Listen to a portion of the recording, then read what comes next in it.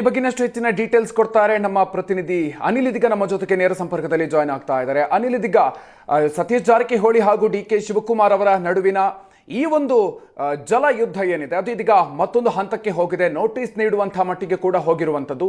ಏನೆಲ್ಲ ಬೆಳವಣಿಗೆ ಆಗಿದೆ?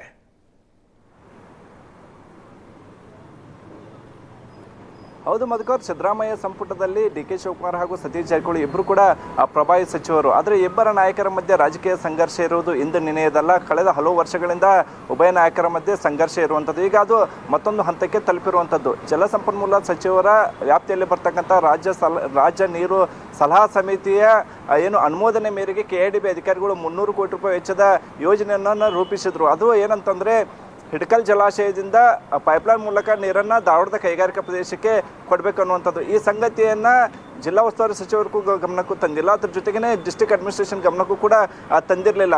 ಈ ಯೋಜನೆ ಸದ್ಯಲ್ಲದೆ 300 ಕೋಟಿ ರೂಪಾಯಿ ಯೋಜನೆ ಏನಿದೆ ಇದು ಯಾವುದೇ ರೀತಿಯ ಶಂಕುಸ್ಥಾಪನೆ ಆಗದೆ ಸದ್ಯಲ್ಲದೆ ಕಾಮಗಾರಿ ಆರಂಭವನ್ನು ಮಾಡಲಾಗಿತ್ತು. ಹೀಗಾಗಿ ಸಹಜವಾಗಿ ಬೆಳಗಾವಿಯಲ್ಲಿ ಸಾಕಷ್ಟು ಈ ಬಗ್ಗೆ ಆಕ್ರೋಶಗಳು ಕೂಡ ವ್ಯಕ್ತವಾಗ್ತಿರುವಂಥದ್ದು. ಕಳೆದ ಹಲವು ದಿನಗಳಿಂದ ಕೂಡ ನಮ್ಮ ನೀರು ನಮ್ಮ ಹಕ್ಕು ಅಂತೇಳಿ ಕೂಡ ಅಭಿಯಾನ ಕೂಡ ಶುರುವಾಗಿರುವಂಥದ್ದು. ಕೆಲ ದಿನಗಳ ಹಿಂದಷ್ಟೇ KDP ಸಭೆ ಕೂಡ ನಡೀತು. ಆ ಸಭೆಯಲ್ಲಿ ವಿಷಯ ಸುದೀರ್ಘವಾಗಿ ಚರ್ಚೆ ಕೂಡ ಆಯಿತು. ಹೀಗಾಗಿ ಕಾಮಗಾರಿಯನ್ನು ನಿಲ್ಲಿಸಬೇಕು ಅಂತೇಳಿ ಸ್ವತಃ ಸತೀಶ್ ಜಾರಕಿಹೊಳಿ ಅವರು ಡಿ.ಸಿ ಅವರಿಗೆ ಸೂಚನೆ ನೀಡಿದರು. ಹೀಗಾಗಿ 2 ದಿನಗಳ ಕಾಲ ಸಮಯಾವಕಾಶವನ್ನು ಕೇಳಿರ್ತಕ್ಕಂತಹ ಡಿ.ಸಿ ಅವರು ಈಗ ಅನಧಿಕೃತವಾಗಿ ಕಾಮಗಾರಿಗಳನ್ನು ಮಾಡಿಕೊಂಡಂತಹ ಎಲ್ಲ ಗುತ್ತಿಗೆದಾರರಿಗೆ ನೋಟಿಸನ್ನು ರವಾನೆ ಮಾಡಿರುವಂಥದ್ದು. ಏನು ಸತೀಶ್ ಜಾರಕಿಹೊಳಿ ಅವರು ಗಮನಕ್ಕೆ ತರದೆ ಈ ಯೋಜನೆಗೆ ಅಸ್ತು ಹೊಂದಿದ್ದಂತಹ ಡಿ.ಕೆ. ಶಿವಕುಮಾರ್ ಅವರಿಗೆ ಈಗ ತಹಶೀಲ್ದಾರ್ ಹಾಗೂ ಡಿ.ಸಿ ಮೂಲಕ ಸತೀಶ್ ಜಾರಕಿಹೊಳಿ ಅವರು ಕೌಂಟರನ್ನು ಕೊಟ್ಟಿರುವಂಥದ್ದು. ಈ ಎಲ್ಲ ಬೆಳವಣಿಗೆ ಆದ ಬಳಿಕ ಈಗಷ್ಟೇ 2-3 ದಿನಗಳ ಹಿಂದಷ್ಟೇ ಜಲಸಂಪನ್ಮೂಲ ಇಲಾಖೆ ಬೆಳಗಾವಿ ಜಿಲ್ಲಾಧಿಕಾರಿಗಳಿಗೆ ಒಂದು ಪತ್ರವನ್ನು ಬರೆದಿರುವಂಥದ್ದು. ಹಿಡಕಲ್ ಜಲಾಶಯದ ನೀರನ್ನು ಧಾರವಾಡಕ್ಕೆ ಕೊಟ್ಟರೆ ಏನೆಲ್ಲ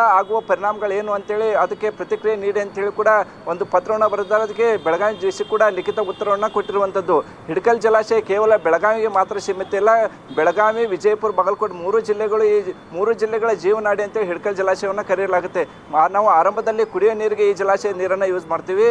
ನೀರು ಹೆಚ್ಚಾಗಿ ಉಳಿದ್ರೆ ಕೃಷಿ ಚಟುವಟಿಕೆಗೆ ಯೂಸ್ ಮಾಡ್ತೀವಿ. ಹೊರತಾಗಿ ಇಂಥ ಕೈಗಾರಿಕಾ ಪ್ರದೇಶಗಳಿಗೆ ಈವರೆಗೂ ನೀರು ಕೊಟ್ಟಿಲ್ಲ ಅನ್ನುವಂತಹ ಮಾಹಿತಿಯನ್ನು ಸ್ವತಃ ಜಿಲ್ಲಾಧಿಕಾರಿಗಳು ಲಿಖಿತ ಉತ್ತರ ಮೂಲಕ ಜಲಸಂಪನ್ಮೂಲ ಇಲಾಖೆಗೆ ಕೊಟ್ಟಿರುವಂಥದ್ದು. ಹೀಗಾಗಿ ಈ ಒಂದು ಯೋಜನೆ ಏನಿದೆ ಈಗ KIDB ಅಧಿಕಾರಿಗಳು ರೂಪಿಸಿರ್ತಕ್ಕ ಯೋಜನೆ ಈಗ ಸತೀಶ್ ಜಾರಕಿಹೊಳಿ ಹಾಗೂ ಡಿ.ಕೆ. ಶಿವಕುಮಾರ್ ಅವರ ಮಧ್ಯೆ ಇರತಕ್ಕಂಥ ಜಟಾಪಟಿಗೆ ಮತ್ತಷ್ಟು ಸಾಕ್ಷಿಯಾಗಿ ಪರಿಣಮಿಸಿರುವಂಥದ್ದು. ಮಧುಕರ್,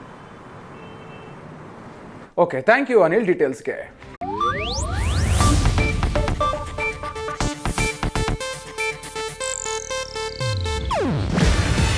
ಇದು ಏಷ್ಯಾನೆಟ್ ನ್ಯೂಸ್ ನೆಟ್ವರ್ಕ್ ಪ್ರಸ್ತುತಿ.